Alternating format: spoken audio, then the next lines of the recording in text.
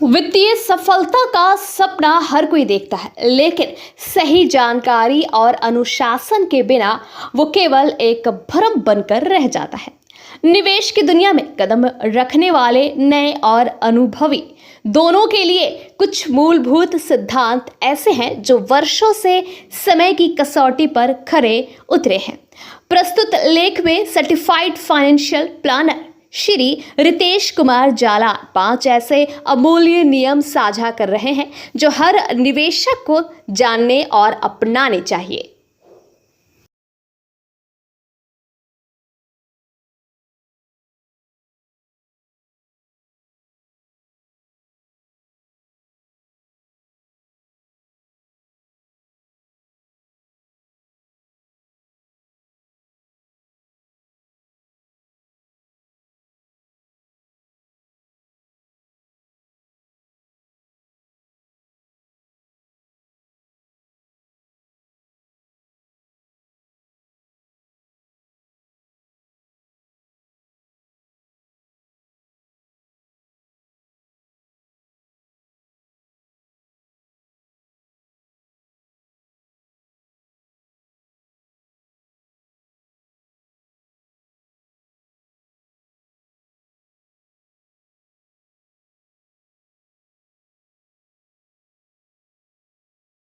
मैं रितेश कुमार जलान सीएफपी आज आप लोग के लिए लाया हूँ 5 timeless rules every investor must know. 5 ऐसे रूल जो हर इन्वेस्टर को जानने चाहिए, उसके बारे में हम बात करेंगे।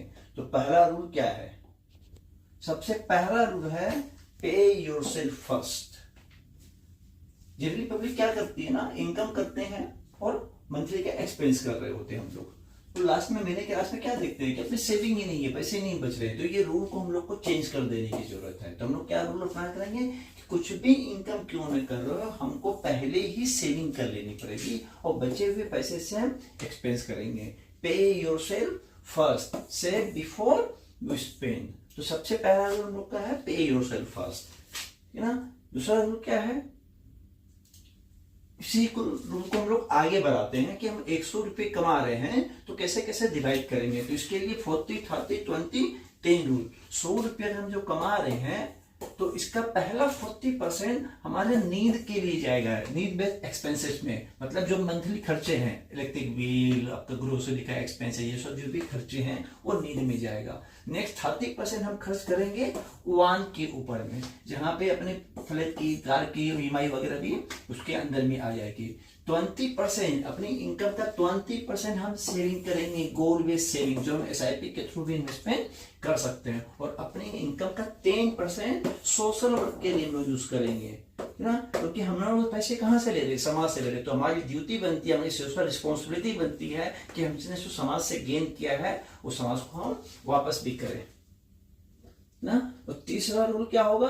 Rule of 72। अब हम लोगों ने 70% सेविंग कर रहे हैं तो रूल ऑफ 72 को समझते हैं। 72 क्या समझाता है कि से हम 9% जो भी इन्वेस्टमेंट को 9% में इन्वेस्टमेंट कर रहे हैं तो हम 72 से उसको क्या करेंगे, 9 से डिवाइड करेंगे। तो जो फिगर आएगा ना वो मेरे को बताएगा कि कितने साल में हमारे पैसे डबल होंगे। तो हमारा इन्वेस्टमेंट अगर 9% से ग्रो हो रहा है तो हमारे पैसे एवरी 8 ईयर्स में डबल होंगे। अगर आपने म्यूचुअल फंड में इन्वेस्टमेंट किया है और आपका म्यूचुअल फंड अगर 12% से ग्रो कर रहा है तो 72 को हम 12 से डिवाइड करेंगे तो एवरी 6 ईयर्स में हमारे पैसे डबल हो जाएंगे। इसी चीज को हम इन्फ्लेशन के संग भी इस्तेमाल कर सकते हैं। इससे 6% का इन्फ्लेशन है, हमारे जो डेली के खर्चे हैं वो 6% से खर्चे बढ़ रहे हैं।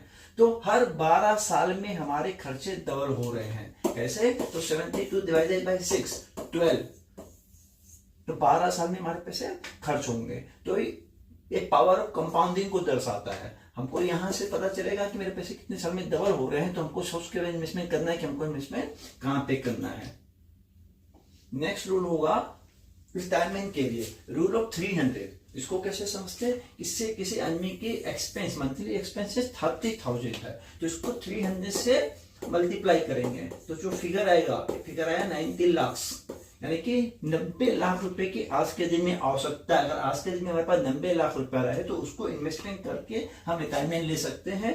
30,000 रुपया हमारे मंथली एक्सपेंस वहां से मैनेज हो जाएगा। लेकिन अगर एक्सपेंसेस 50,000 है तो वो पैसे करीब करीब 1.5 CR के आसपास होगा। तो रूल ऑफ 300 हमको बताता है कि आज के दिन में हमको कितने पैसे की जरूरत है अपने रिटायरमेंट के लिए। और पांचवा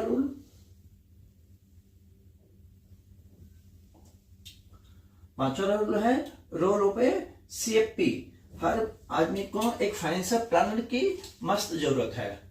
क्यों? तो आपके गोल प्लान करने में, वो बच्चों की पढ़ाई के लिए हो, एजुकेशन के लिए हो, उनकी शादियों के लिए हो, या रिटायरमेंट का गोल हो, तो वो प्लान करके आपका रिस्क एपेटाइट, आप कहाँ कहाँ पे रिस्क ले सकते हैं, कितना रिस्क ले सकते हैं, उसके हिसाब से आपको प्लान बना के देना, उसके हिसाब से प्रोडक्ट में इन्वेस्टमेंट करना, और सिर्फ इन्वेस्टमेंट नहीं, उसको टाइम टू टाइम रिव्यू करना। और सबसे लास्ट लेकिन नॉट लिस्ट, स्टेट प्लानिंग। अभी हम लोगों ने देखा कि एयर इंडिया की फ्लाइट क्रैश कर गई, अब तो मौत का कोई भरोसा नहीं है, कभी भी कुछ भी हो सकता है। तो स्टेट प्लानिंग, हमारे जाने के बाद हमारी संपत्ति का बंटवारा किस प्रकार से हो, तो उसमें भी फाइनेंशियल प्लानर हेल्प करता है। तो ये 5 रूल हम लोगों को अपने जीवन में अपनाने की जरूरत है ना। और जैसा कि मैं हमेशा बोलता हूँ कि आपको CFP को सर्च करना चाहिए, ग्रुप विशेष किसी से भी बात करनी चाहिए इन्वेस्टमेंट करने के पहले। और अब लोग संपर्क ऑनलाइन गूगल पे सर्च करके हम लोगों से भी बातचीत कर सकते हैं। धन्यवाद। जय हिंद।